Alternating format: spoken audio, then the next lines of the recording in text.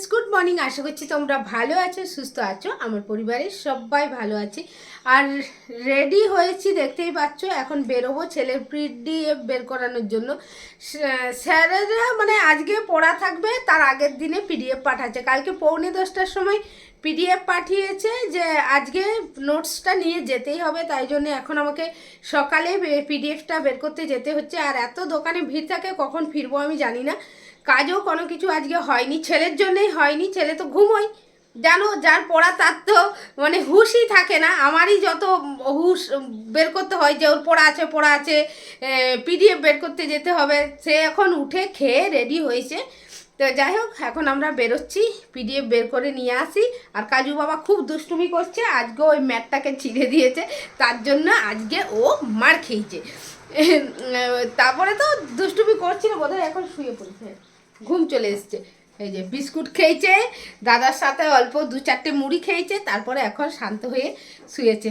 যাই হোক, চলো দিনটাকে এখন থেকে স্টার্ট করছি। আশা করছি তোমাদের ভালো লাগবে। আমাদের ভাগ্যটা আজকে খুব ভালো ছিল, জানো তো, একদম ফাঁকা ছিল।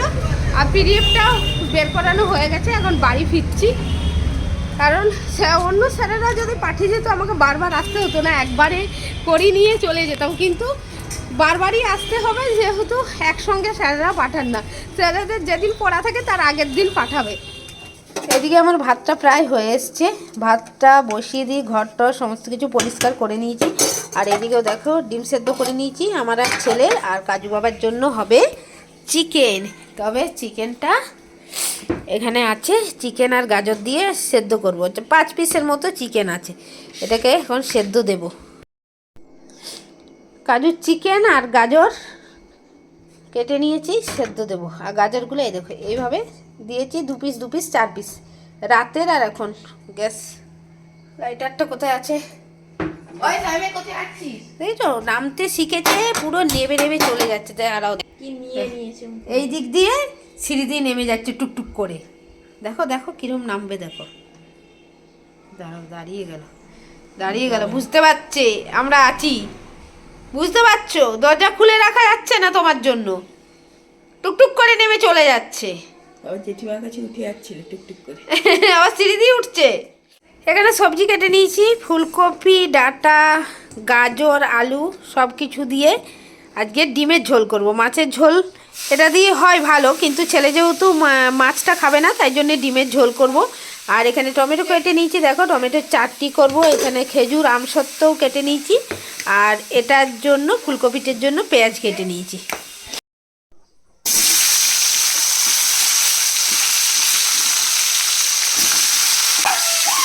ওঠে না, পড়ে যাবে।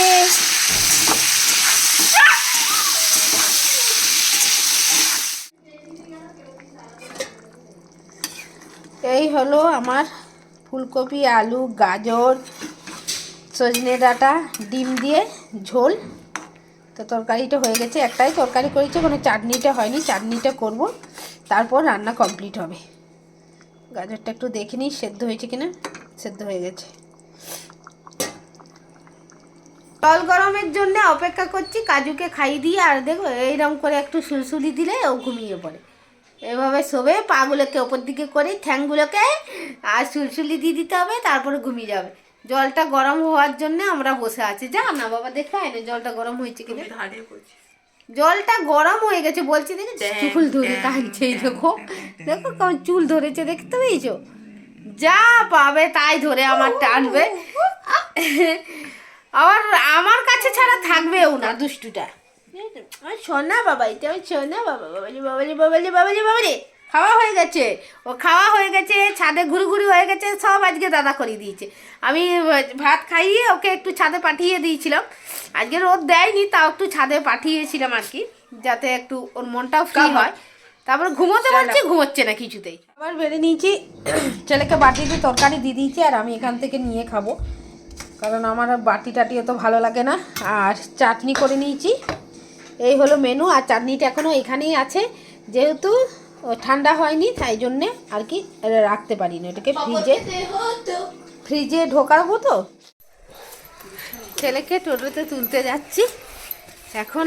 আমাকে যেতে হয় না, টোটোতে করে যাচ্ছে। একটু বড় হয়েছে, তাই তো বাবা? হ্যাঁ, ছেলেকে দিয়ে আসার পর একটুখানি বসেছিলাম আর রাতের তরকারিটাও করে নিলাম, তার কারণ এত ঠান্ডা লেগে গেছে। আর কাজু কাজু বাবা চিৎকার করছে, প্রচণ্ড পরিমাণ ঠান্ডা লেগে গেছে, কারণ রাকেশের সাথে বাইকে করে ঘুরেছি, তারপরে কালকে গরম লেগেছে, ফ্যান চালিয়ে দিয়েছি, সব মিলিয়ে মিশিয়ে আর কি হয়েছে। প্রচণ্ড পরিমাণ আবার ঠান্ডা লেগে গেছে, মানে ভাব নিয়ে মাথার যন্ত্রণা করছিল, ভাব নিয়ে ঠান্ডাটা একটুখানি যে কমেছিল, তারপর আবার আজকে থেকে শুরু হয়ে গেছে ঠান্ডা লাগা। তো ছেলেকে আমি বলেছি চলে আসতে মানিকতলা পর্যন্ত আর কি, যেখানে টোটোতে চাপি দিয়ে এসছি ওখান পর্যন্ত বলেছি চলে আসবি, আমাকে ছুটির পর ফোন করবি। তো ওর কাছে এখন মোবাইল আছে, যেহেতু বাড়ি থেকে যাচ্ছে তাই জন্য একটা মোবাইল দিয়ে দিচ্ছি সাথে। তো ফোন করলে আমি বেরোবো, আমার বেশিক্ষণ যেতে টাইম লাগবে না। তো যদি ও না আসতে পারে তখন আবার আমি যাব। আর বাবুর কি রাগ, ওকে জামা প্যান্ট পরে নিয়েছি মানে ও জানে আমি বেরিয়ে গেছি, আর এখন সিঁড়ি দিয়ে নামতে শিখে গেছে, তো কিছুতেই মানে থাকতে চায় না। আগে কি করতাম, একটা খেলা ছুঁড়ে দিয়ে চলে যেতাম আর ও ঢুকে যেত, আর এখন ও সিঁড়ি দিয়ে রীতিমতো নেমে যাচ্ছে, দেখো ভো ভো করছিল দিয়ে আর ওখানে চলে গেছে। কাজু, কাজু, কে হয়েছে বাবা? আস, আস, আসো, আসো নিচে নামিয়ে দিয়ে আসো, দাদাকে আনতে যাবো, আসো। চুপ করে শুনছে, আসো, আসবে না, আসবে না তুমি? ওরা বুঝতে পারে যে রেখে দিয়ে চলে যায়, এত মায়া লাগে যখন বেরিয়ে যায় পিছনে পিছনে পুরো ও চলে যায়, তখন এত মায়া লাগে মানে ছেড়ে দিয়ে যাব না, কিন্তু কি করবো, একা মানে কেউ নেই সংসারে, তাই জন্য ওকে রেখেই যেতে হয়।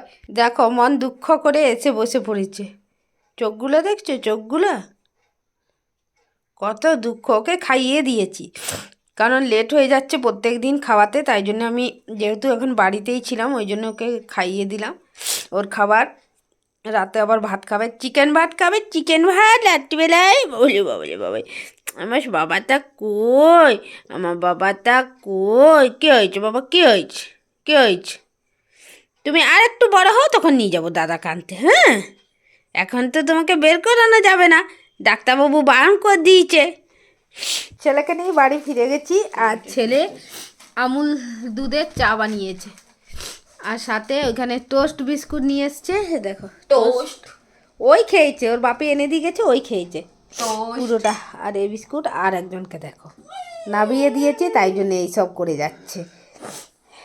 ডিনারে আছে পরোটা আর পনির, রাকেশে অল্প পনির কিনে দিয়ে গেছিলো, ওটাই করে নিয়েছি। তো চলো খেয়ে নিই এখন। খাওয়া দাওয়া আমাদের হয়ে গেছে, আর চোখ নাকে মুখের অবস্থা দেখে বুঝতেই পারছো কি হয়েছে, চোখ দিয়ে জল বেরোচ্ছে, দেখতে পেয়েছো? তা শুয়ে পড়েছি, আর ছেলে একটুখানি পড়ছে, আর কাজবাবু কোথায় শুয়েছে দেখো, এই দেখো ব্ল্যাঙ্কেটের ওপর পায়ের কাছে গিয়ে